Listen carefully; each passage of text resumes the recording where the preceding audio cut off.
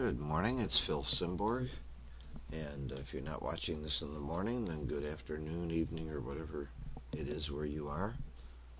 Sometimes for most backgammon players it's good middle of the night.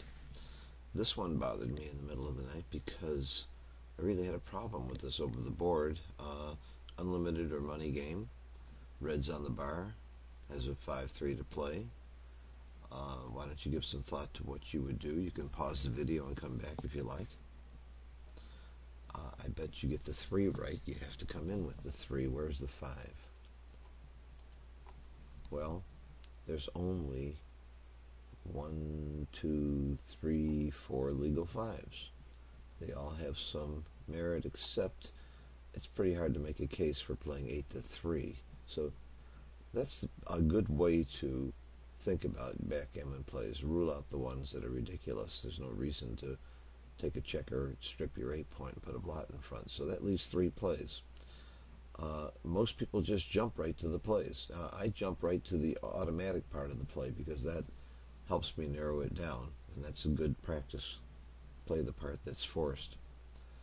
And then don't think about where the 5 should be until you think about what's your overall game plan. Should you be racing, priming, or hitting? Down 16 pips and blocked with 2 checkers back, racing doesn't look like a great game. Priming is his game plan, and it looks like he's about to extend it. Looks like hitting might stop us from him extending his prime, but I sure don't like the hit to hit off the ace point. Now, you could play quietly. You have 3 5s left. You can stack more on the 6-point, which is horrible, except that you eliminate this chance of getting hit. You can bring a checker down, which is not as bad probably as stacking here, because at least it isn't that horribly stacked, and you still maintain some flexibility. This isn't that likely to get hit. Or you can hit. It's not fun to throw a checker down to the 8-point. It's called a tempo hit, and I think tempo hit is something, a name that's given to when you have nothing else you can think of, but it's also got some purposes for a tempo hit. It's to stop your opponent from doing something productive on his next roll. Your opponent can sure do a lot.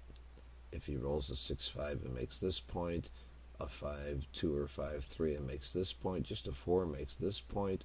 There are numbers that point here, like a 4-3. There's numbers that just run a checker and hurt you even more in the race and make it very difficult to ever contain the last checker. So the upside of hitting is you take away half of your opponent's roll.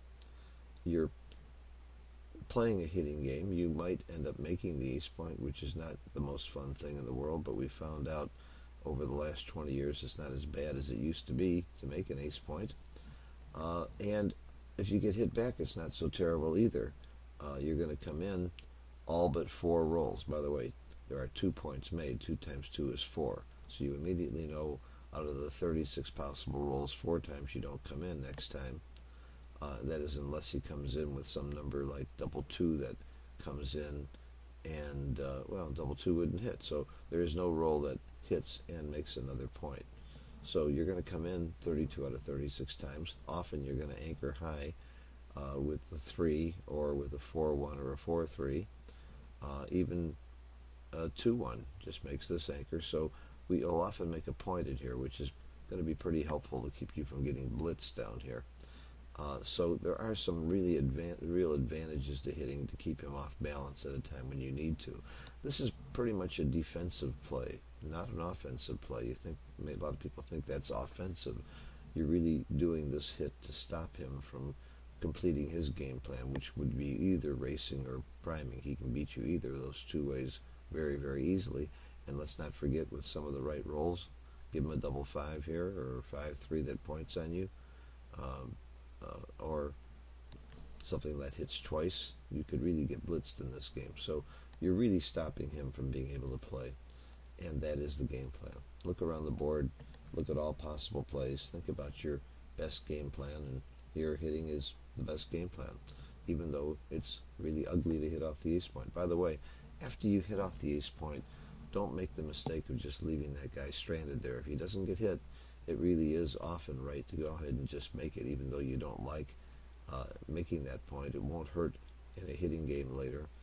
It isn't your best point to make, but just leaving it there forever isn't a great plan either.